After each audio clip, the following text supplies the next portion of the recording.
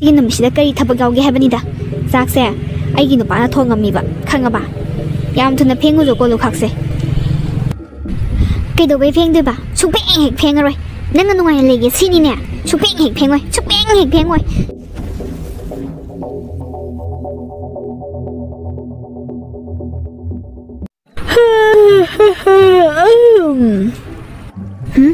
이찬누피 이마사비 덕을럭띵하이드네 호텔다 딴남타 사하우르키기 삭다나 마로나마 눅시다바네 그이노 코 이남마스나 레람드스나 농알아빠가 그라이드 빠이그러게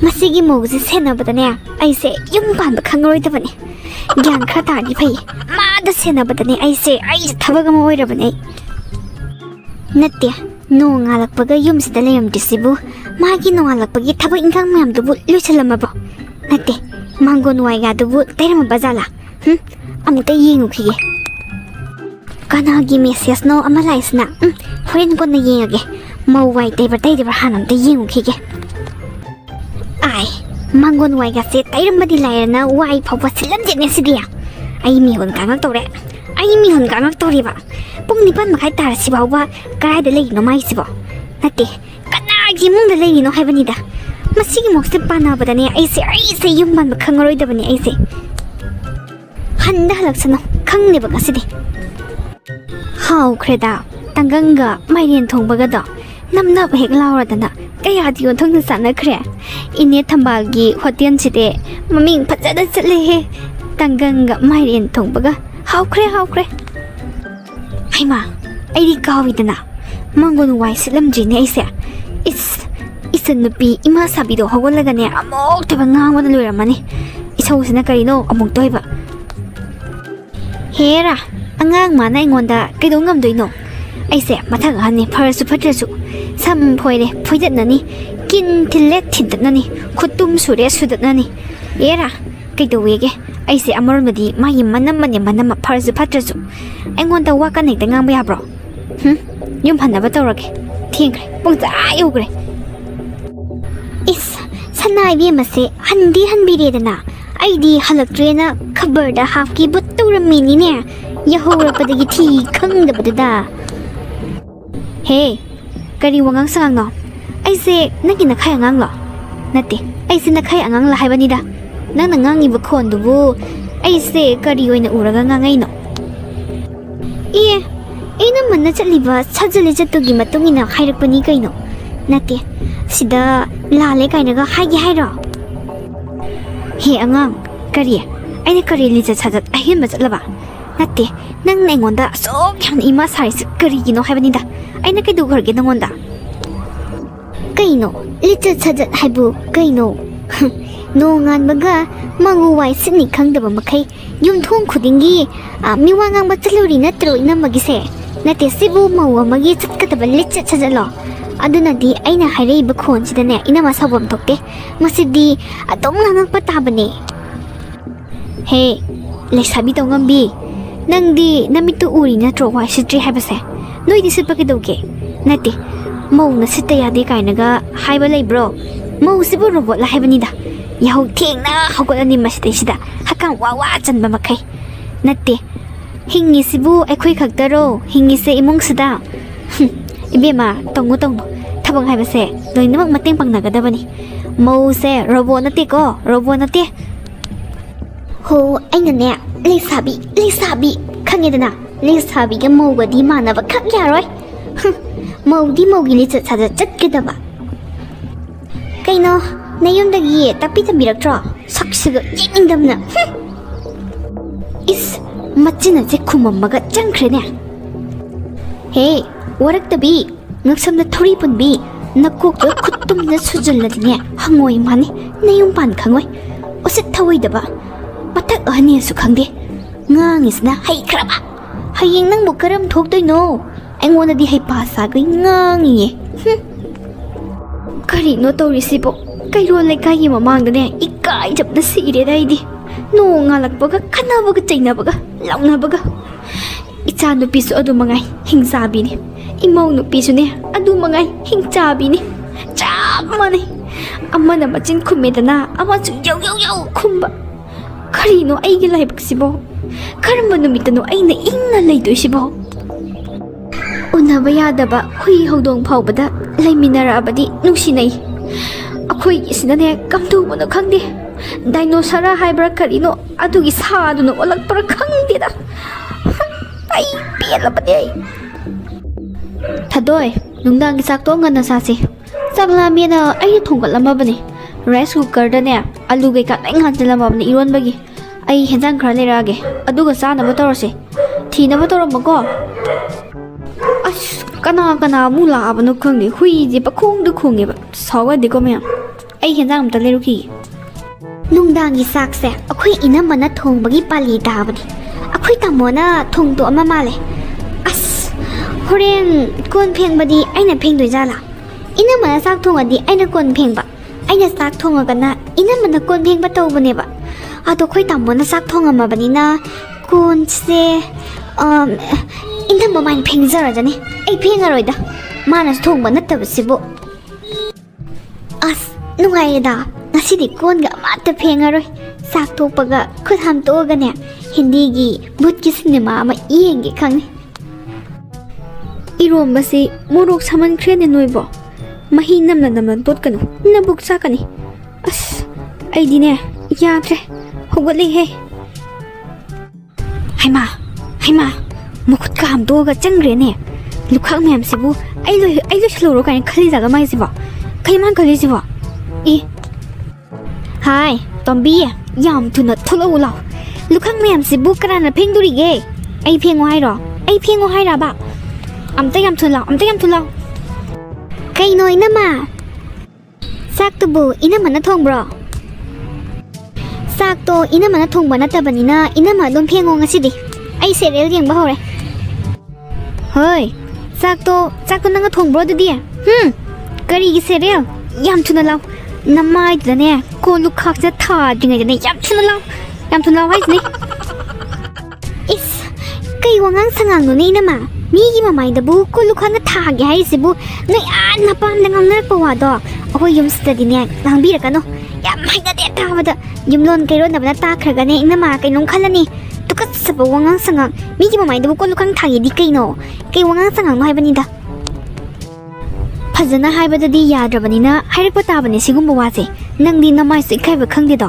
ꯆꯥꯛ ꯆꯥꯊꯣꯛꯑꯒ ꯐꯨꯛ ꯍꯧꯒꯠꯂꯒ ꯆꯠꯈꯤꯗꯨꯕꯨ ꯀꯔꯤꯅꯣ ꯑꯗꯨꯛ ꯉꯝꯃꯤꯗꯨꯕꯣ ꯍꯦ ꯅꯇꯤꯛ ꯅꯄꯥ ꯆꯥꯗꯅꯅꯦ ꯉꯝꯕ ꯍꯦꯃꯜꯂꯤꯀꯣ ꯅꯪ ꯉꯝꯕ ꯌꯥꯝ ꯍꯦꯃꯜꯂꯤ ꯌꯥꯝ ꯊꯨꯅ ꯊꯣꯛꯂꯛꯑꯣ ꯀꯣꯜ ꯂꯨꯈꯥꯛꯁꯦ ꯐꯦꯡꯉꯨ ꯂꯥꯎ ꯃꯁꯤꯒꯤ ꯃꯧꯁꯦ ꯑꯣꯟꯊꯣꯛꯅ ꯐꯔꯣꯏꯗꯣꯔꯤ ꯆꯥꯛꯁꯦ ꯃꯥꯅ ꯊꯣꯡꯕꯁꯨ ꯅꯠꯇꯦꯕ ꯑꯗꯨꯒ ꯑꯩꯉꯣꯟꯗ ꯀꯣꯜ ꯂꯨꯈꯥꯛ ꯐꯦꯡꯉꯣꯌꯦ ꯃꯥꯗꯤ ꯐꯦꯡꯕ ꯀꯩꯗꯧꯒꯦ ꯁꯤꯅꯤꯗ ꯃꯁꯤ ꯋꯥ ꯆꯞ ꯆꯥꯕꯤ ꯉꯥꯡꯅꯔꯨꯗ꯭ꯔꯗꯤ ꯌꯥꯔꯔꯣꯏ ꯃꯁꯤ ꯏꯅꯝꯃ ꯆꯥꯛꯇꯣ ꯏꯅꯝꯃꯅ ꯊꯣꯡꯉꯝꯕ ꯇꯥꯔꯒꯗꯤ ꯀꯣꯜ ꯂꯨꯈꯥꯛꯇꯣ ꯑꯩꯅ ꯐꯦꯡꯉꯣꯏꯗ꯭ꯔꯣ ꯅꯠꯇꯦ ꯆꯥꯛꯁꯨ ꯊꯣꯡꯕꯁꯨ ꯅꯠꯇꯕ ꯑꯗꯨꯒ ꯑꯩꯅ ꯀꯩꯗꯧꯕꯩ ꯀꯣꯜ ꯂꯨꯈꯥꯛ ꯐꯦꯡꯗꯣꯏꯅꯣꯕ ꯏꯅꯝꯃꯗꯤ ꯌꯥꯝ ꯅꯨꯡꯉꯥꯏꯅ ꯂꯩꯒꯦ ꯁꯤꯔꯣ ꯑꯩꯉꯣꯟꯗ ꯀꯣꯜ ꯂꯨꯈꯥꯛ ꯐꯦꯡꯍꯜꯂꯒ ꯏꯅꯝꯃꯗꯤ ꯐꯦꯡꯕ ꯀꯩꯗꯧꯒꯦ ꯏꯁ ꯑꯗꯨꯗꯤ ꯅꯪꯗꯤ ꯆꯥꯛ ꯊꯣꯡꯕ꯭ꯔꯣ ꯅꯪꯗꯤ ꯆꯥꯛꯁꯨ ꯊꯣꯡꯗꯅ ꯅꯨꯡꯉꯥꯏꯅ ꯆꯥꯊꯣꯛꯑꯒ ꯐꯝ ꯂꯩꯒꯦ ꯁꯤꯔꯣ ꯀꯣꯜ ꯂꯨꯈꯥꯛꯁꯦ ꯑꯩꯉꯣꯟꯗ ꯐꯦꯡꯉꯣ ꯍꯥꯏꯔꯒ ꯅꯠꯇꯦ ꯅꯪꯅ ꯀꯩꯗꯧꯒꯦꯕ ꯉꯁꯤꯒꯤ ꯅꯨꯃꯤꯠꯁꯤꯗ ꯀꯔꯤ ꯊꯕꯛ ꯌꯥꯎꯒꯦ ꯍꯥꯏꯕꯅꯤꯗ ꯆꯥꯛꯁꯦ ꯑꯩꯒꯤ ꯅꯨꯄꯥꯅ ꯊꯣꯡꯉꯝꯃꯤꯕ ꯈꯪꯉꯕ ꯌꯥꯝ ꯊꯨꯅ ꯐꯦꯡꯉꯨꯖꯣ ꯀꯣꯜ ꯂꯨꯈꯥꯛꯁꯦ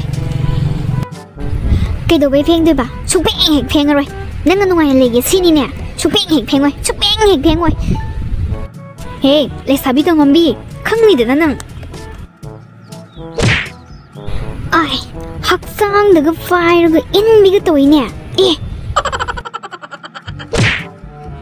ꯅꯨꯡꯉꯥꯏꯕ꯭ꯔꯥ ꯌꯦꯡꯉꯣ ꯅꯪꯁꯨ ꯅꯨꯡꯉꯥꯏꯕ꯭ꯔꯥ ꯍꯥꯏ ꯁꯨꯅꯤꯡꯗꯕꯤ ꯏꯀꯥꯏ ꯈꯪꯗꯕꯤ ꯆꯥꯊꯣꯛꯑꯒ ꯀꯣꯟ ꯐꯦꯡꯅꯤ ꯈꯪꯗꯕꯤ ꯅꯪꯅ ꯊꯣꯛꯄ ꯇꯧ ꯑꯩꯗꯤꯅꯦ ꯁꯨꯡꯐꯦꯡ ꯍꯦꯛ ꯐꯦꯡꯉꯣꯏ ꯑꯩꯉꯣꯟꯗꯒ ꯅꯈꯨꯠꯀ ꯍꯟꯕ ꯁꯥꯔꯗꯅ ꯅꯪ ꯑꯐꯕ ꯑꯣꯏꯔꯣꯏꯌꯦ ꯅꯪ ꯑꯐꯕ ꯑꯣꯏꯔꯣꯏ ꯍꯥꯏꯁꯤꯅꯦ ꯅꯪ ꯍꯦꯔꯥ ꯏꯅꯝꯃꯁꯨꯅꯦ ꯑꯐꯕ ꯑꯣꯏꯔꯣꯏ ꯑꯩꯉꯣꯟꯗ ꯅꯈꯨꯠꯀ ꯍꯜꯂꯒ ꯑꯩꯅ ꯍꯟꯕꯗꯤ ꯀꯩꯗꯧꯕꯩ ꯐꯔꯣꯏꯗꯣꯔꯤꯕ ꯇꯥꯅꯤꯡꯗꯦ ꯅꯋꯥ ꯂꯧꯗꯦ ꯅꯪꯁꯨ ꯐꯦꯡꯉꯣꯏ ꯑꯩꯁꯨ ꯁꯨꯡꯐꯦꯡ ꯐꯦꯡꯉꯣꯏ ꯑꯩꯅ ꯍꯥꯏꯁꯤꯅꯤ ꯁꯨꯡꯐꯦꯡ ꯐꯦꯡꯉꯣꯏ ꯐꯦꯡꯗ꯭ꯔ ꯇꯣꯛꯎ ꯀꯩꯅꯣ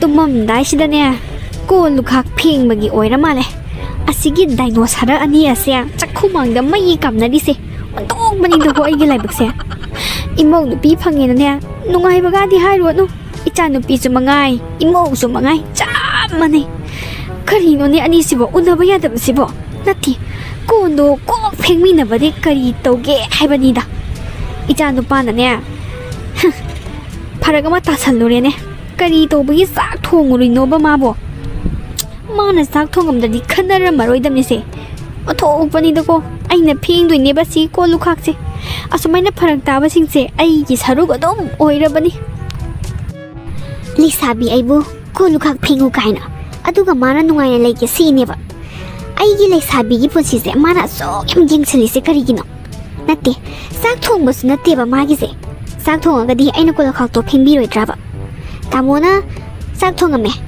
ꯑꯗꯨ ꯑꯣꯏꯇꯥꯔꯗꯤ ꯀꯣꯜ ꯂꯨꯈꯥꯛꯇꯣ ꯃꯥ ꯐꯦꯡꯗꯣꯛꯄ ꯀꯩꯗꯧꯒꯦ ꯁꯤꯅꯤꯗ ꯑꯩꯅ ꯍꯥꯏꯗꯤ ꯌꯥꯝ ꯇꯜꯂꯦ ꯃꯁꯤꯒꯤ ꯃꯧꯁꯦ ꯖꯨꯠ ꯆꯥꯔꯣꯏꯌꯦ ꯆꯥꯕ ꯂꯣꯏꯔꯒ ꯍꯧꯒꯠꯄ ꯉꯝꯃꯤꯕ ꯅꯪꯕꯨ ꯀꯔꯝꯕ ꯏꯃꯨꯡꯗ ꯆꯠꯅꯗꯣꯔꯤꯒꯦ ꯑꯩꯉꯣꯟꯗꯒꯁꯨ ꯏꯟꯕ ꯁꯥꯗꯅ ꯌꯥꯝꯅ ꯇꯧ ꯉꯝꯕ ꯂꯩꯁꯥꯕꯤꯅꯤ ꯌꯥꯝ ꯇꯧ ꯉꯝꯕ ꯀꯤꯕꯨ ꯀꯤꯅꯦ ꯑꯩꯉꯣꯟꯗꯒ ꯈꯨꯠ ꯀꯟꯅꯒ ꯊꯥꯔꯝꯃꯕꯀꯣ ꯅꯈꯖꯥꯏꯗꯨꯗꯅꯦ ꯑꯣꯟ ꯊꯥꯒꯗꯕꯅꯤ ꯅꯪ ꯏꯆꯥ ꯅꯨꯄꯥꯅ ꯆꯥꯛ ꯊꯣꯡꯉꯨꯔꯕꯅꯤꯅ ꯅꯣꯏ ꯑꯅꯤꯃꯛ ꯀꯣꯟ ꯐꯦꯡꯕ ꯌꯥꯗ꯭ꯔꯕ ꯅꯠꯇ꯭ꯔꯣ ꯐꯔꯦ ꯐꯔꯦ ꯍꯅꯨꯕꯤ ꯑꯩꯅꯅꯦ ꯀꯣꯟ ꯂꯨꯈꯥꯛ ꯌꯥꯝꯈ꯭ꯔꯕꯁꯦ ꯐꯦꯡꯒꯦꯀꯣ ꯑꯩ ꯐꯦꯡꯒꯦ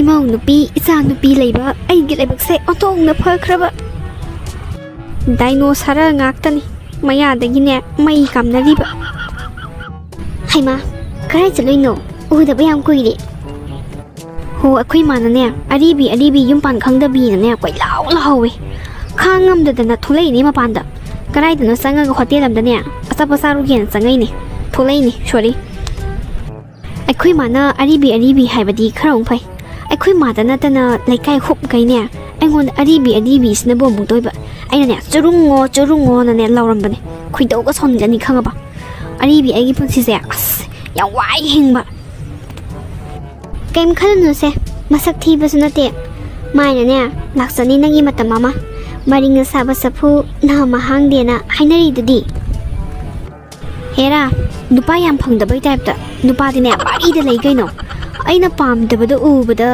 ꯃꯣꯏ ꯀꯅꯥꯝꯇ ꯍꯥꯏꯕꯤꯔꯛꯇꯕꯩ ꯋꯥꯅꯤꯗ ꯍꯣꯏꯅꯦ ꯑꯩꯁꯨ ꯂꯣꯏꯅ ꯈꯪꯉꯤ ꯑꯗꯨꯏ ꯁꯔꯨꯛꯄꯨꯗꯤ ꯅꯪꯒꯤ ꯇꯧꯐꯝ ꯊꯣꯛꯄ ꯅꯪꯒꯤ ꯑꯑꯣꯟꯄꯣꯠ ꯇꯥꯁꯟꯐꯝ ꯊꯣꯛꯄꯗꯣ ꯑꯗꯣ ꯑꯗꯨꯝ ꯇꯥꯁꯜꯂꯨ ꯀꯩꯗꯧꯔꯒꯦ ꯅꯣꯡꯃ ꯁꯠ ꯂꯥꯎꯅ ꯍꯣꯡꯗꯣꯛꯑ ꯂꯣꯏꯔꯦ ꯀꯩꯅꯣ ꯑꯑꯣꯟꯄꯣꯠ ꯇꯥꯁꯜꯂꯁꯨꯅꯦ ꯉꯥꯡꯕꯅ ꯑꯃꯨꯛ ꯇꯣꯏꯕ ꯏꯕꯦꯝꯃ ꯑꯑꯣꯟꯄꯣꯠꯇ ꯄꯪꯇꯥꯗ ꯇꯥꯁꯜꯂꯨ ꯅꯨꯄꯥꯗꯤ ꯀꯣꯏꯅꯤ ꯈꯪꯉꯨꯅꯣꯌꯦ ꯑꯁ ꯈꯪꯗꯦꯗ ꯑꯩꯅ ꯇꯧꯕ ꯊꯕꯛꯁꯦ ꯑꯗꯨꯝ ꯉꯥꯡꯐꯝꯗꯨꯗ ꯂꯩ ꯍꯥꯏꯕ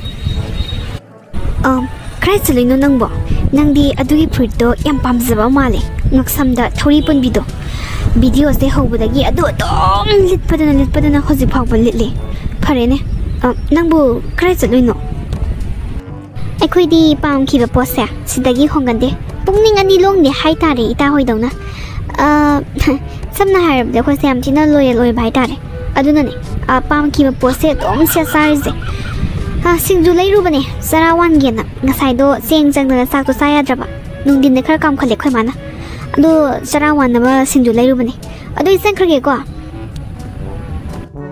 ꯌꯥꯝ ꯂꯣꯌꯦꯜꯅꯤꯀꯣ ꯁꯛꯁꯤꯒ ꯑꯩꯕꯨ ꯄꯨꯛꯅꯤꯡ ꯑꯅꯤ ꯂꯣꯡꯕꯒꯤ ꯇꯥꯏꯞꯇꯒ ꯍꯥꯏꯔꯝꯃꯤꯅꯦ ꯑꯩꯕꯨ ꯀꯔꯤ ꯃꯔꯤꯡꯅ ꯁꯥꯕ ꯆꯐꯨ ꯅꯥꯝ ꯍꯥꯡꯗꯕꯅꯤ ꯀꯥꯏꯅ ꯃꯥꯅ ꯈꯜꯂꯤꯁꯦ ꯑꯩꯁꯦ ꯅꯨꯄꯥꯒꯁꯦ ꯐꯪꯗꯕꯅꯤ ꯀꯥꯏꯅ ꯈꯜꯂꯤꯖꯥꯠꯅꯤꯀꯣ ꯁꯛꯇꯥꯁꯤꯒ ꯃꯅꯝꯃꯒ ꯇꯤꯟꯅꯕ ꯌꯥꯗꯕꯤꯁꯦ ꯃꯅꯝꯃ ꯑꯣꯠꯄꯗ ꯍꯥꯂꯦꯡꯗ꯭ꯔꯕ ꯅꯨꯄꯤꯅꯤ ꯃꯁꯦ ꯃꯥꯅꯁꯨ ꯑꯩꯕꯨ ꯁꯤꯗꯔꯝꯕ ꯁꯥꯔꯗꯅ ꯇꯣꯝꯕꯤ ꯁꯤꯡꯖꯨꯗꯣ ꯌꯥꯝꯃꯟꯈ꯭ꯔꯦ ꯅꯅꯝꯃꯒꯤ ꯈꯔ ꯈꯥꯛꯎ ꯅꯊꯟꯗ ꯆꯥꯔꯗꯤꯅꯦ ꯅꯊꯤ ꯆꯤꯠꯂꯅꯤ ꯌꯥꯝꯃꯜꯂꯤꯅꯦ ꯅꯪꯕꯣ ꯈꯔ ꯈꯥꯛꯎꯅꯦ ꯍꯧꯔꯗꯧꯅꯦ ꯑꯩꯈꯣꯏ ꯃꯥꯏꯍꯧꯅꯕꯤ ꯃꯤꯅ ꯑꯝꯇ ꯄꯦꯟꯅ ꯆꯥꯖꯒꯦ ꯇꯧꯕꯁꯤꯗ ꯀꯩꯗꯧꯕꯩ ꯈꯥꯛꯇꯣꯏꯅꯣ ꯁꯨꯛꯈꯥꯛ ꯈꯥꯛꯑꯣꯏ ꯁꯛꯇꯥ ꯌꯥꯝ ꯅꯨꯡꯁꯤꯗꯦ ꯄꯤꯖꯔꯣꯏ ꯁꯨꯛꯅꯨꯡ ꯍꯦꯛ ꯅꯨꯡꯁꯤꯗꯦ ꯃꯥꯒꯤ ꯑꯣꯏꯅꯗꯤ ꯁꯨꯛꯈꯥꯛ ꯍꯦꯛ ꯈꯥꯛꯑꯣꯏ ꯍꯥꯏ ꯌꯥꯝꯃꯟꯕꯗꯨꯒꯤ ꯍꯥꯏ ꯋꯥꯅꯤꯅꯦ ꯅꯪꯕꯣ ꯑꯗꯨꯛ ꯌꯥꯝꯕꯗꯣ ꯅꯊꯟꯗ ꯆꯥꯔꯗꯤ ꯅꯊꯤ ꯆꯤꯠꯂꯣꯏꯗ꯭ꯔꯣ ꯅꯪꯅꯦ ꯍꯦꯃꯜꯂꯤꯍꯦ ꯇꯧꯅꯨ ꯅꯅꯝꯃꯒꯤ ꯈꯔ ꯈꯥꯛꯎ ꯀꯣ ꯂꯩꯃꯤꯟꯅꯔꯗꯤꯅꯦ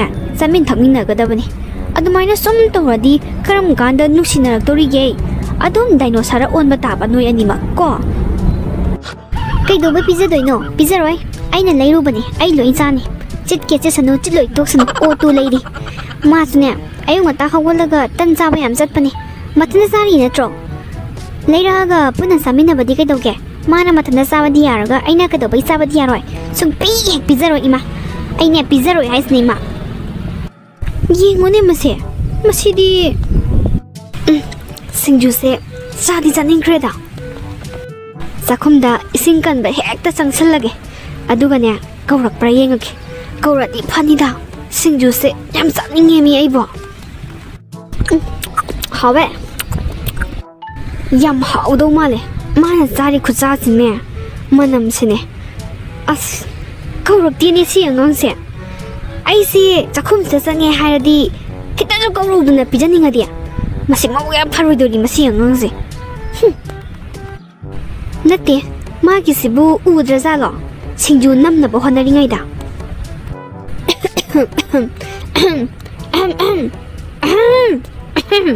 Ying of Tini Massi, me was loidory.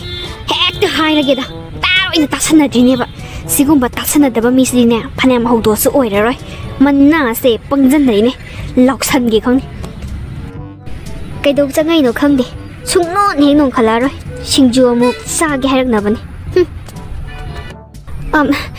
singju sari ro singju nam na bo hanai ngai da ai sanga phaga se am ta ta drama le singju do yam de yami he nang loi cha do loi cha bangam do ra ba do singju se yam gera yam moi ra Ina masabadi sunga yaro wan lo disida Ai gi paisa na leirubani sa gena akhodi mapan da saba hina tabani na imung da saba haidare ina mawardi amapan da saraga hala adabani adoi di imung do ina sa zabado aina kitang chaning bagi hang basida is mai gi siam sa janing bai mong ina Ibima, Chajaning, no, you do but sing you though, Chabi, the Natiko, Bakatanaga to Tori, Sakta, Siga, me the more pigeoning driba. Hey, attack Nadin, hey, me pigeoning the door, Nangi the boo, and a sagi kind of high crabo. Gaining them. Is hang on the me pigeoning the bacana. Me pigeoning this book canano, Noctum Noxaning crania, Natanda Toga, he hexabana drama panda. Putting the imung the sorry but come near the imung the sorry but a dugin any tanda sorry say in a manasaba is sorry but no Masigang say me was lady Mana Sadi was sing you place the name Mamma say Nam chill like a tumum no never in a soning of the Nangasi Carino Sakumang the gi Praprak Krishna crying in a Jalisa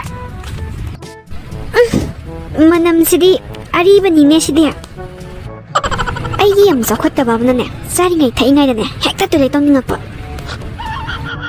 Oh, my said to listen Krimale. Come in the Nanga Zaramba send you to the more of the time tax and give up. Nabukto, Sakti and get come near the Nanga City. Me pizzani the bar. Summers of whom Amagap Sange, Marie Swange. Oh, more of powder, Summers Marina in happy say. Come near the me pizzani dirty, to Batavani. Nang the net, Nabukto, Saga sea rohibima. Kaino egg sing you sibo. Matsuga say, Nanging only the toys now. As I swine to brane. Moroxida. Ha. As I was my Morox Sabrane. Kaino Moroxi was so sizable. Chida. I shook Saba Morok. As I to my chadida. Ayun, books in the content to labor. I don't do read the books. Is Singju City, Moro Haptani City. Must sleep on the Maxa, sounding the bee a quick in the mananatan and neck, and I'm to Oi. Moro say man half of a sort in the Oiram Ganeva. Singju Picha the big sort no Oiram Gani. To be never like the Manatadi. Come in the Nanang. Ayo, books is near till little side, 100. Ayo, Aibu, Moro Pizarga, hot get over. Come in the now. Later, Moba. Look so in a kid of game. Kid of game was it? Oh, ma, books is I booked up the Sidoretta. Is Sidore? Move for the beer. Later, Monang, not so hot given them. Later, move. Come down here. Nangi ka to the I know Corpus Hana by Sprees there. Loin Capsalam of an loin. Tongue said, Lord Silk, Tamam get hung. No, I know. ai oi ma buksna mom chin bane ai doctor da hanam salu ki gai ai hana si batare ma si dringai da ai di tum tharu re da na kaino manam si de as nam chi ne yam na as kok si ju ngauri as kaino to isi bo ima tamo ai kainum tawre o ima kai le ge na bo ai si na ha dore ai kainum tawre mi ai khang ba ngamdre ai ne lam yai sida wan tharagi kananom da doctor da puramu ko puksi sab na khang ba ngamdre ai wan thare ko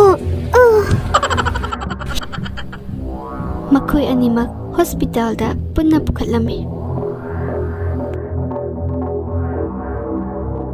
hida kapsan badugi oiramale animak tumthakre isa no bisu phatte ingong no bisu phatte phatta badane ani se kham thingnaba karino tongdori sibo makhoi ani na sumaina som khana chainaba yauradi aibu kamai to haibano aine tu na sigadori ai thuna suidori ba moi ani gi mawong sida kayam koina no aina makhoi ani gi dinosaur on basida leptori sibo kuiroi aine ai cho dom si gi ni sumai dau saladi nungti gi sumaina khana chaina ba tholadi ai dine kamai na hingdori kamdong na makhoi ani sibu nusina handoi no ne sibo oh handaki matang sida khudong saba lauraga nusina hanba yabra yengki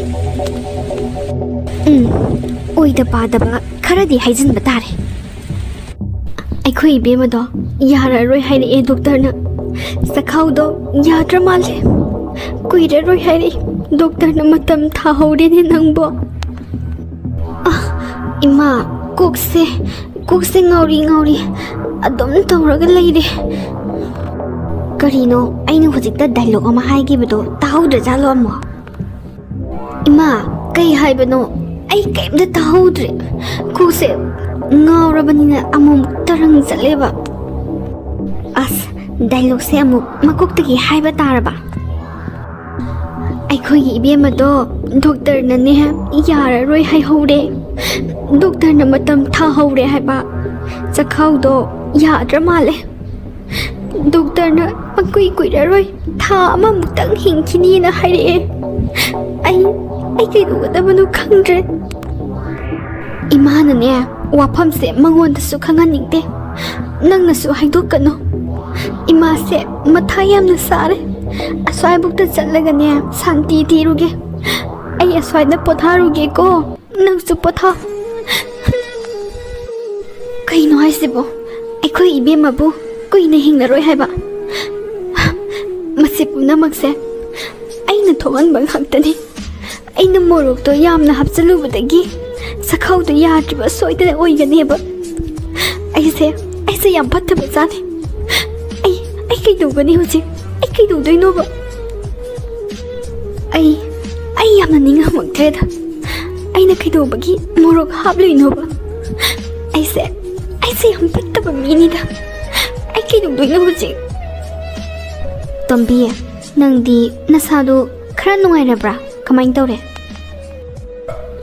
kem tawdre daijin mahi ama thakchalubadagi pungpha phagre ha doctor hek yobugane ni hek tawai wanida nangbudi nena tare nanamadi phaja hore nangna cockroach hanaba sinanaba spray dubu nanamada kapsalurabanina phajare dana hujikti kaino ima aina inamada cockroach ki spray kapiti kanana haiba aidi inamada kapasun natana magi ka da thongnaba loi kapsalamane mana tumingaita adugo thongonjalamba khatani ai inamada direct kapti ko pau sinane masla thak na hita spray do kapti kapuraba natro mangonda natrabaso hojikti nangna ningba pumnamak to thungadore waruranu kai dorage hasbo inama kai dorage hơi nang spray do kapsan lamaga thong lon silami banatro nanam mado masa pum loi pangtha dana doctor sida pukhala ibani ne nang ko nang nanam mado ICU-dani leihoribado. Doctor-nane yararoi haihore. Ha, kaino haisibo? Ima, inamado yararoi haihorabo. Asingbagiraba. Haihore, doctor-nane pangkui kadaba mandrena haihore. Ainadi isugi asaga todana. Wakalse khanjarubani. Adubune imause aigi nakta kuina layu tamlamdra male. Matam tharabani tha amamutang di hingba yayena hai. Noi pelo ko nangi di naning thungdoroba natro. Ma kuina hinglaroi haibase ma masadadi haidukano. Kayam kuina bu hingoni haibage magi aningba pambado tokjarasano. Aine asaibukta santi thiruke kokse yade. Ai life se thongna phattaba jani tha.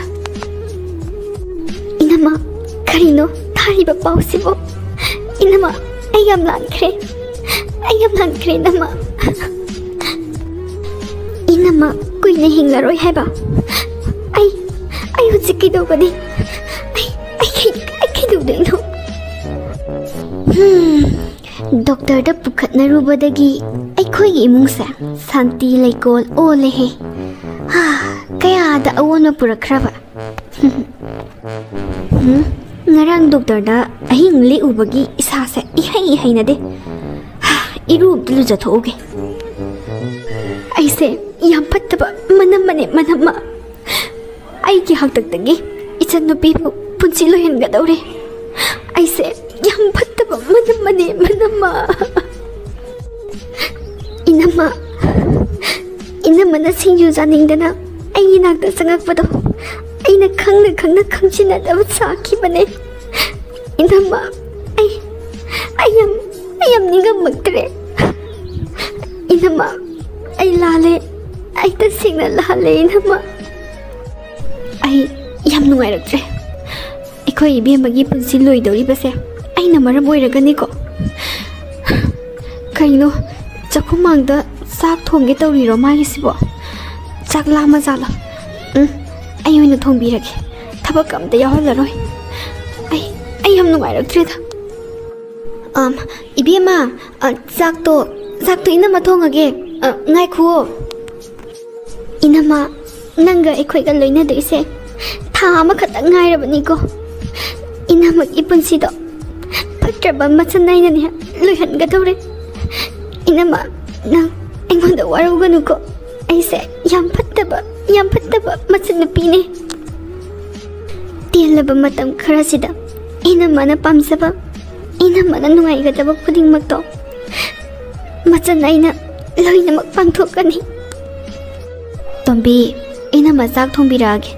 Nangne phamungda pothajaruro. Nasado nunghaina leyo. Se inama thongageba. Nangne pothajaruro. Inama se aingonda yamna warurabra khangde. Aigi aningba apamba thungnaba honabada. Ai pothaningdi inama. Ai pothaningdi. Inama yaranida sakse ai sum thongage. Inama potharuro. Inama na pamjaba singju amaga kangau amaga iromba amaga su tawdoine. Inama oina potharuro. Ai loisalage ba sakse. Karino Tombi nangna aikhoibu thadoktuna chatlage haibagira. Aikhoibu harau leihonaba. Nangna aikhoibu luna tawribro. Ai yam lankhre Tombi. Tombi yarise sakto inama thongbirage. Nang pothajaruro. Se maramokpane pothajaruro ba. Inama loin tokthorage. Ichandi wahanba yaba nateda. Chalo nang pothajaruro ba. Yade inama. Ai kangu ngaudogi thau sanba horabani. Inama oina potharuro ba. Inama pothaningdida. Phare adudi ai irolage. Ngauro kangaudo. Nangna yadrabani nane. Nang ngauro ai irolage. Aikhoi tombise aibu yam waruraba khangdi. Thabakase ma loin togre. Karino aikhoi chakhumang se mawa mau pau ta deda. ꯆꯥꯛ ꯂꯣꯏꯗ꯭ꯔꯤꯕ꯭ꯔꯣ ꯅꯣꯏꯕꯣ ꯄꯨꯡꯁꯦ ꯌꯧꯗꯣꯔꯦꯅꯦ ꯍꯩꯃꯥ ꯑꯩꯗꯤ ꯆꯥꯛ ꯊꯣꯡꯗꯤꯕ꯭ꯔꯥꯕꯨ ꯅꯈꯣꯏ ꯑꯅꯤꯗꯤ ꯃꯊꯦꯜꯒꯁꯦ ꯑꯣꯟꯊꯣꯛꯅ ꯌꯥꯝꯅ ꯂꯣꯡꯈ꯭ꯔꯦꯗ ꯍꯩ ꯆꯥꯛ ꯂꯣꯏꯔꯗꯤꯅꯦ ꯊꯤꯔꯣ ꯏꯃꯥꯗꯤ ꯆꯥꯛ ꯂꯥꯝꯕꯅ ꯂꯣꯏꯔꯕꯅꯤꯅꯦ ꯗꯣꯛꯇꯔꯗ ꯂꯩꯔꯤꯉꯩꯗ ꯆꯥꯐꯝ ꯊꯛꯐꯝꯒ ꯈꯪꯕꯖꯥꯠ ꯅꯠꯇꯦ ꯊꯤꯔꯣ 이마 ngꯥꯏꯔꯒꯦꯀꯣ ꯊꯤꯔꯣ ꯍꯩꯃꯥ ꯀꯥꯏ ꯆꯠꯂꯨꯏꯅꯣ ꯅꯪꯗꯤ ꯌꯥꯝ ꯍꯣꯡꯉꯝꯃꯦꯅ ꯁꯤꯡꯖꯨ ꯂꯩꯔꯨꯕꯅꯦ ꯑꯩꯈꯣꯏ ꯏꯅꯝꯃꯗꯣ ꯁꯤꯡꯖꯨ ꯄꯤꯖꯒꯦꯅ ꯂꯩꯔꯨꯕꯅꯤꯗ ꯀꯩꯅꯣ ꯍꯥꯏꯁꯤꯕꯣ ꯅꯣꯏ 이ꯅꯝꯃꯒ ꯅꯪꯒꯗꯤ ꯎꯅꯕ ꯌꯥꯗꯗꯥꯏꯅꯦ ꯑꯗꯨꯒ ꯅꯣꯏ 이ꯅꯝꯃꯒꯤ ꯁꯤꯡꯖꯨ ꯂꯩꯔꯨꯏꯕ ꯀꯩꯅꯣ ꯍꯥꯏꯁꯤꯕꯣ ꯀꯔꯤꯒꯤꯅꯣ ꯈꯪꯗꯦ ꯍꯧꯖꯤꯛꯇꯤ 이ꯅꯝꯃꯁꯦ ꯌꯥꯝ ꯅꯨꯡꯁꯤꯔꯛꯑꯦ ꯑꯩꯈꯣꯏ ꯃꯌꯥꯝꯕꯨ ꯊꯥꯗꯣꯛꯑꯒ ꯆꯠꯈꯤꯒꯗ꯭ꯔꯥ ꯈꯟꯕꯗꯅꯦ ꯑꯩ ꯑꯍꯤꯡ ꯇꯨꯝꯕ ꯌꯥꯗꯦ 이ꯅꯝꯃꯁꯦ ꯌꯥꯝ ꯅꯨꯡꯁꯤꯔꯛꯑꯦ ꯈꯪꯕ꯭ꯔꯥ ꯑꯩ 이ꯅꯝꯃꯕꯨ ꯌꯥꯝ ꯅꯨꯡꯁꯤꯌꯦ ꯑꯁ ꯅꯪꯗꯤ ꯁꯥꯊꯤꯅ ꯍꯣꯡꯉꯦꯍꯦ ꯋꯥꯈꯜ ꯄꯨꯛꯅꯤꯡ ꯍꯣꯡꯕꯗ ꯅꯠꯇꯅ ꯗ꯭ꯔꯦꯁꯁꯨ ꯂꯣꯏ ꯍꯣꯡꯈ꯭ꯔꯦ ꯏꯕꯦꯝꯃ ꯅꯪꯒꯤꯅꯦ ꯉꯛꯁꯝꯗ ꯊꯧꯔꯤ ꯄꯨꯟꯕꯤꯗꯣ ꯑꯁ ꯌꯥꯝ ꯍꯩꯅꯗꯦꯕꯀꯣ ꯑꯐꯥꯎꯕ ꯌꯥꯝ ꯃꯥꯜꯂꯦꯕ ꯁꯨꯃꯥꯏꯅꯒ ꯁ꯭ꯋꯦꯠ ꯂꯤꯠꯄꯁꯤꯗꯤ ꯀ꯭ꯌꯨꯠꯀ ꯑꯣꯏꯔꯒ ꯀꯌꯥꯝ ꯅꯨꯡꯁꯤ ꯈꯪꯕ꯭ꯔꯥ ꯏꯕꯦꯝꯃ ꯑꯗꯣ ꯅꯪꯅ ꯅꯣꯏ 이ꯅꯝꯃ ꯅꯨꯡꯁꯤ ꯀꯥꯏꯅ ꯍꯥꯏꯕꯁꯦ ꯑꯩ ꯌꯥꯝ ꯍꯔꯥꯎꯋꯦ ꯑꯗꯨꯃꯥꯏꯅ ꯅꯨꯡꯁꯤꯅꯅ ꯂꯩꯃꯤꯟꯅꯕꯗꯨꯅꯦ ꯑꯩꯈꯣꯏꯅ ꯄꯥꯝꯃꯤꯁꯦ ꯅꯣꯏ 이ꯅꯝꯃꯗꯣ ꯐꯖꯅ ꯂꯣꯏꯅꯔꯗꯤ ꯐꯖꯅ ꯐꯒꯗꯕ ꯃꯤꯅꯤꯗ ꯅꯪꯁꯨ ꯍꯣꯏ ꯑꯗꯣ ꯑꯩꯁꯨ ꯆꯪꯈ꯭ꯔꯒꯦ ꯑꯩꯈꯣꯏ 이ꯅꯝꯃꯗꯣ ꯆꯥꯛ ꯇꯣꯛꯄꯅ ꯍꯜꯂꯝꯃꯅꯦꯕ ꯆꯪꯉꯦꯀꯣ ꯑꯩ ꯍꯟꯗꯛꯇꯤ ꯆꯥꯛꯁꯦ ꯆꯥꯁꯤꯟꯕ ꯏꯌꯥ ꯌꯥꯗꯦ ꯀꯩꯗꯧꯔꯕꯅꯣ ꯈꯪꯗꯦ ꯉꯁꯥꯏ ꯑꯌꯨꯛꯁꯨ ꯆꯥꯗ꯭ꯔꯕꯅꯤ ꯑꯩꯁꯦ ꯗꯣꯛꯇꯔꯅ ꯑꯩꯈꯣꯏ 이ꯕꯦꯝꯃꯅ ꯍꯤꯡꯒꯗꯕ ꯃꯇꯝꯁꯦ ꯊꯥ ꯑꯃꯈꯛꯇꯅꯦꯅ ꯍꯥꯏꯔꯛꯈꯤꯕꯅꯤ ꯊꯥ ꯑꯃ ꯐꯥꯒꯗꯕ ꯅꯨꯃꯤꯠ 5ꯅꯤ ꯈꯛꯇ ꯃꯉꯥꯏꯔꯦ ꯁꯤꯒꯤ ꯈꯜꯂꯒꯅꯦ ꯑꯩ ꯆꯥꯛꯀꯁꯦ ꯑꯃꯠꯇ ꯆꯥꯅꯤꯡꯗ꯭ꯔꯕꯅꯦ ꯑꯩ ꯑꯍꯤꯡ ꯇꯨꯝꯕꯁꯨ ꯌꯥꯗꯦ ꯑꯩꯈꯣꯏ 이ꯕꯦꯝꯃꯁꯦ ꯃꯁꯥ ꯅꯨꯡꯉꯥꯏꯇꯕ ꯍꯧꯔꯛꯑ ꯃꯥꯜꯂꯦ ꯆꯥꯅꯤꯡ ꯊꯛꯅꯤꯡꯕꯁꯨ ꯄꯣꯛꯇ꯭ꯔꯕ ꯃꯥꯜꯂꯦ ꯅꯍꯥꯟ ꯃꯈꯩꯗꯤ ꯃꯁꯥ ꯅꯨꯡꯉꯥꯏꯕꯅꯤꯅ ꯀꯦꯅ ꯅꯥꯟꯅ ꯂꯩꯕꯅꯤ ꯍꯧꯖꯤꯛꯇꯤ ꯀꯦꯕꯁꯨ ꯎꯈꯤꯗ꯭ꯔꯦ ꯑꯩ ꯌꯥꯝ ꯅꯨꯡꯉꯥꯏꯇꯤꯌꯦ ꯑꯩꯈꯣꯏ 이ꯅꯝꯃꯁꯦ ꯃꯁꯥ ꯅꯨꯡꯉꯥꯏꯇꯕ ꯍꯧꯔꯛꯑ ꯃꯥꯜꯂꯦ ꯊꯥ ꯑꯃ ꯐꯥꯒꯗꯕ ꯅꯨꯃꯤꯠ 5ꯅꯤ ꯈꯛꯇ ꯃꯉꯥꯏꯔꯦ 이ꯅꯝꯃ ꯅꯪꯅ ꯑꯩꯈꯣꯏꯒ ꯂꯩꯃꯤꯟꯅꯗꯣꯏꯁꯦ ꯅꯨꯃꯤꯠ 5ꯅꯤ ꯈꯛꯇꯃꯉꯥꯏꯔ ꯃꯥꯜꯂꯦ 이න마 ꯆꯥꯛ ꯆꯥꯕꯁꯨ ꯌꯥꯗ꯭ꯔ ꯃꯥꯜꯂꯦ 이ꯅꯝꯃ ꯑꯩꯅ 이ꯅꯝꯃꯒꯤ ꯁꯤꯡꯖꯨ ꯂꯩꯔꯨꯕꯅꯦ 이ꯅꯝꯃ ꯆꯥꯛ ꯆꯥꯕ ꯌꯥꯗꯕꯗꯨꯗ ꯈꯔ ꯆꯥꯁꯟꯅꯕꯅ 이ꯅꯝꯃ ꯁꯦ ꯁꯤꯡꯖꯨꯁꯦ ꯁꯤꯒ ꯇꯧꯔꯒ ꯆꯥꯎꯕ ꯆꯥꯛꯇꯣ ꯌꯥꯝꯅ ꯆꯥꯁꯜꯂꯣꯕ 이ꯅꯝꯃ 이ꯅꯝꯃꯒꯤ ꯁꯤꯡꯖꯨ ꯂꯩꯔꯨꯔꯤꯕ ꯅꯪꯅ 이ꯅꯝꯃꯒꯤꯅꯤꯅ ꯂꯩꯔꯨꯕꯅꯦ 이ꯅꯝꯃꯗꯤ ꯉꯁꯥꯏꯁꯨ ꯆꯥꯛ ꯌꯥꯝ ꯆꯥꯗꯦ ꯍꯧꯖꯤꯛ ꯅꯨꯡꯊꯤꯟꯒꯤ ꯈꯔ ꯆꯥꯕꯁꯤꯗ ꯆꯥꯕ ꯌꯥꯅꯕꯅ ꯂꯩꯔꯨꯕꯅꯦ 이ꯅꯝꯃ ꯁꯦ ꯆꯥꯁꯜꯂꯣꯕ ꯑꯩ ꯇꯣꯏꯂꯦꯠꯇ ꯑꯝꯇ ꯆꯪꯉꯨꯈꯤꯒꯦ ꯀꯩꯗꯧꯕ ꯌꯥꯎꯔꯖꯥꯠꯅꯣ ꯑꯩꯈꯣꯏ 이ꯅꯝꯃꯅ ꯄ꯭ꯔꯞ ꯆꯦꯟꯁꯤꯟꯈ꯭ꯔꯤꯁꯤꯕꯣ ꯃꯁꯥ ꯅꯨꯡꯉꯥꯏꯇ꯭ꯔꯕ ꯖꯥꯠꯂꯣ 이ꯅꯝꯃ ꯅꯪ ꯑꯩꯕꯨ ꯋꯥꯔꯧꯔꯕ꯭ꯔꯣ ꯑꯩꯅ ꯂꯩꯔꯛꯄ ꯁꯤꯡꯖꯨꯁꯦ ꯅꯪ ꯆꯥꯔꯔꯣꯏꯗ꯭ꯔꯣ 이ꯅꯝꯃꯅ ꯌꯥꯝꯅ ꯆꯥꯅꯤꯡꯈꯤꯕ ꯁꯤꯡꯖꯨꯗꯣ ꯑꯩꯅ ꯄꯤꯖꯈꯤꯗꯕꯅꯦ 이ꯅꯝꯃ ꯅꯪ ꯑꯩꯅ ꯄꯤꯖꯕ ꯁꯤꯡꯖꯨꯁꯦ ꯆꯥꯔꯔꯣꯏ ꯈꯜꯂꯕ꯭ꯔꯥ ꯆꯥꯗꯅ ꯆꯠꯂꯒꯦ ꯈꯜꯂꯕ꯭ꯔꯥ 이ꯅꯝꯃ ꯑꯩ ꯑꯍꯤꯡ ꯇꯨꯝꯕ ꯌꯥꯗꯤꯌꯦ 이ꯅꯝꯃꯅ ꯑꯩꯈꯣꯏꯕꯨ ꯊꯥꯗꯣꯛꯑꯒ ꯆꯠꯈ꯭ꯔꯅꯤ ꯈꯟꯕꯗ ꯑꯩ ꯑꯍꯤꯡ ꯇꯨꯝꯕ ꯌꯥꯗꯤꯌꯦ 이ꯅꯝꯃ ꯑꯩ ꯆꯥꯅꯤꯡ ꯊꯛꯅꯤꯡꯕꯁꯨ ꯀꯔꯤꯁꯨ ꯐꯥꯎꯗꯦ ꯀꯦꯅꯤꯡꯕꯁꯨ ꯐꯥꯎꯗꯦ 이ꯅꯝꯃ ꯅꯪ ꯑꯩꯉꯣꯟꯗ ꯌꯥꯝ ꯋꯥꯔꯧꯔꯕ꯭ꯔꯣ ꯇꯣꯏꯂꯦꯠ ꯃꯅꯨꯡꯁꯤꯗ ꯄꯦꯟꯅꯕ ꯑꯝꯇ ꯀꯞꯆꯒꯦ ꯑꯩ 이ꯅꯝꯃꯒꯤ ꯇꯣꯝꯕꯤ ꯅꯪꯅ ꯉꯁꯤ 이ꯅꯝꯃꯗ ꯄꯤꯖꯒꯦ ꯍꯥꯏꯗꯨꯅ ꯂꯩꯔꯨꯔꯤꯕ ꯁꯤꯡꯖꯨꯁꯦ ꯌꯥꯝꯅ ꯑꯥꯊ꯭ꯔ ꯆꯦꯜꯂꯦ ꯑꯩꯅ ꯆꯥꯅꯤꯡꯅ ꯅꯪꯅ ꯄꯤꯖꯗꯦ ꯍꯥꯏꯕꯒꯤꯗꯃꯛ ꯑꯩꯅ ꯅꯪꯒꯤ ꯁꯤꯡꯖꯨꯗ ꯃꯣꯔꯣꯛ ꯍꯥꯞꯆꯤꯟꯈꯤꯕꯗꯣ ꯅꯪ 이ꯅꯝꯃꯕꯨ ꯋꯥꯔꯧꯔꯕ꯭ꯔꯣ ꯑꯩ ꯅꯪꯅ ꯂꯩꯔꯛꯄ ꯁꯤꯡꯖꯨꯁꯦ ꯑꯩ ꯆꯥꯕ ꯉꯝꯃꯔꯣꯏ ꯇꯣꯝꯕꯤ 이ꯅꯝꯃ ꯌꯥꯝꯅ ꯂꯥꯜꯂꯦ ꯅꯪꯅ ꯑꯩꯕꯨ ꯊꯥꯗꯣꯛꯇꯨꯅ ꯆꯠꯇ꯭ꯔꯤꯉꯩꯗ ꯑꯩꯅ ꯆꯥꯅꯤꯡꯕ ꯁꯤꯡꯖꯨꯗꯣ ꯅꯪ ꯏꯅꯝꯃꯕꯨ ꯄꯤꯖꯔꯝꯒꯦ ꯈꯟꯅ ꯂꯩꯔꯨꯔꯤꯕ꯭ꯔꯥ? ꯇꯣꯝꯕꯤ, ꯏꯅꯝꯃꯁꯦ ꯀꯔꯤ ꯑꯣꯏꯌꯨ ꯍꯥꯏꯕꯅꯣ? ꯅꯪ ꯆꯠꯈ꯭ꯔꯅꯤ ꯈꯟꯕꯗ ꯑꯩ ꯌꯥꯝ ꯋꯥꯏꯌꯦ. ꯍꯥ, 이몽세 다이노소라 아니 मई कामनादबदने उन वाई मुंग सिक्रे बुट का तबनरक तो माली इंग चिकमलसु इंखोल से करी करी नो खरा थाजिनगे मरुई मकाम हिंगाय लेते मिंगोंदगी लेरगा सारिबा हानादी खनाबगा चैनाबगा इमुंगसिदा पोत थानिंगबई वखलगा लेतबनी हा पोत थादबा यादे करी करी मरुनो पंगलंगदा लंगजनगा लोरे इनमसे मसा याम नुंगायरक्ट्रबा माले ngarang nungdangsu sade ngasai ayuksu sade hayengse tha ama chap chana phaba numine inamana chakchadraga aina kamaina chadoino aisu inamana chadrabanina aisu sararoi ekhoi tombise ekhoi bo thadokduna chatkrani ko hayengse tha ama chap chana phaba numine masasu yam nuaitra male ngarang nungdangsu chaksade ngasai ayuksu chade mana chadraga aina kamaina chadoino aina maram oiraga ichanupi punsibusu loihangadore aduga aina kadabagi chakchadoino nang chadrabanina aisu chararoi aina maram oiraga nangi punsibusu loihangadore aina soikiba lankiba mayamdo thamoi sengna nangi napamda ai lankre ngakpiyu haina aina haijagani Tombi, inamma lale ai magi manakta changduna thamoi sengna ai lankrena ai haijaruragi kaino hoi mungsina ichek chi sibo nahan makhaidi ya langbani hainadi he sidi nangai ichik tabaira kaino as ima thadoi ai thabok chalukiye ko ai chale he inamagi Tombi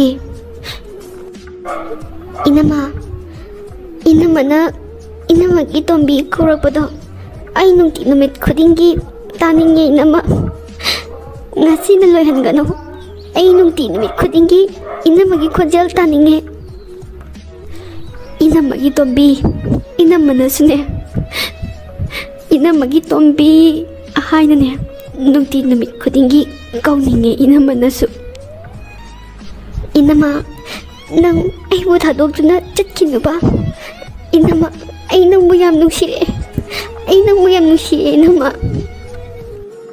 inama nasu nang bu yam nungsiye Tombi nang inama bu thadokduna chatkhinuba Tombi inama yamna lankre nangi napamda aina tawroidaba thabak kaya ama nangi napamda tawkhre mase nangna mukta ngakpiyuba inama adumaina haigano aisu ai isana khangi hojikti aina kemo yamna inamagi mafamda lankibage haibado tawroidaba thabak kaya ama inamagi mafamda aina tawure inama nang ai buga pira roitra ai bo mukta ngakpiyo ai yamna lankre inama ai yamna lankre haima sa lolo hairaga karino tongnar misibo perum haurum ga tongnaradana ani se is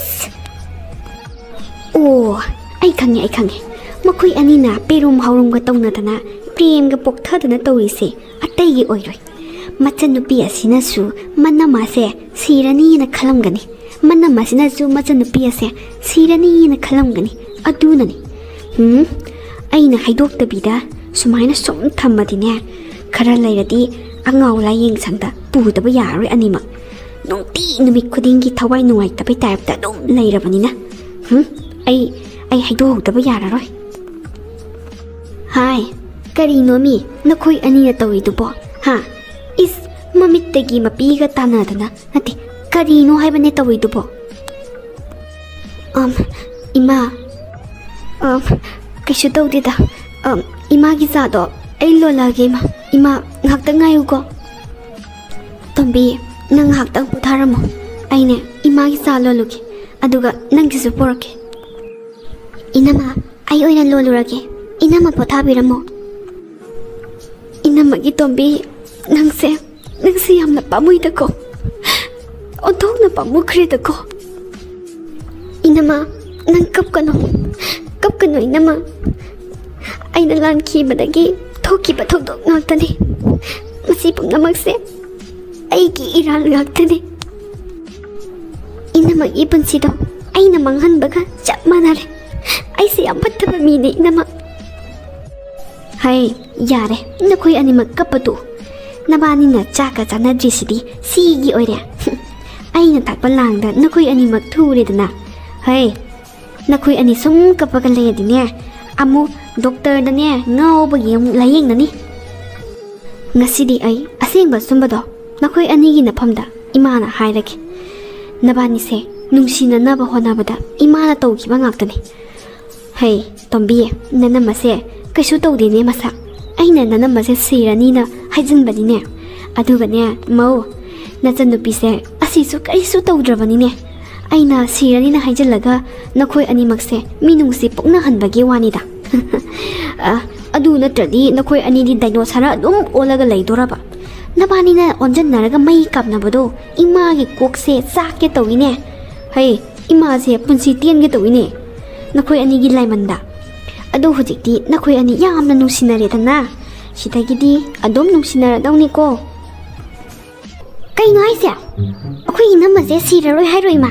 Is aidi siranina nahandagi thawaiga nungaitabida chaka chadabida pakhatle aduga siraroi daba. Kaino haise ba? Ima akoi tombisu siraroi dabra. Is Ima inamaga ibanida uidaba ngangine pa imana. Akoi majiyongne.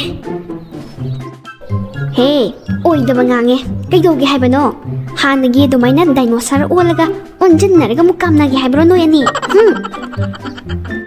As olaroi baima hojikdine tombi aiga se thengu oladamne thengu dinosaur ga amatta olaroi.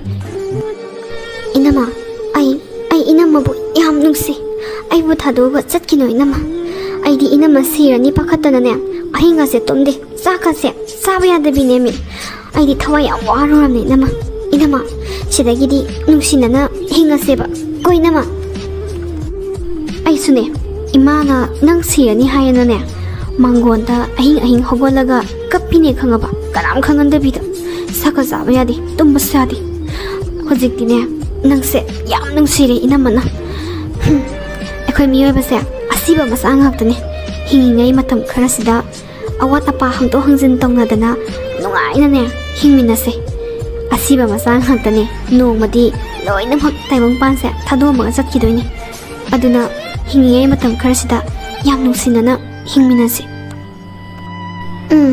ina manung sebi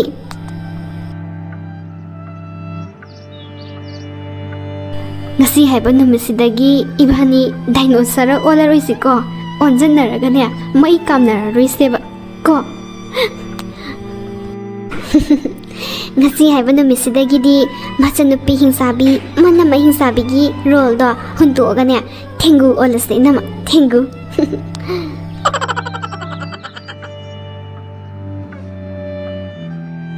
ai nungsina krine ani se aina panba formula ni dana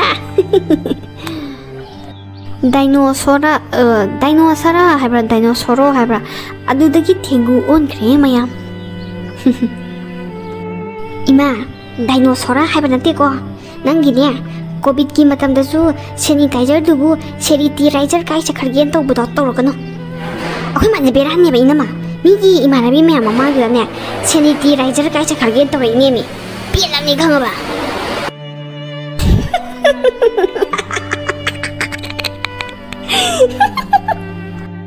mi haiba thoktabadubu kai upai lege hairadi haire kainoma maming ama tholaga hairido naraibuto ingba sabri ngu khangaba kai thoena amta chalo lujo ware cha thaksi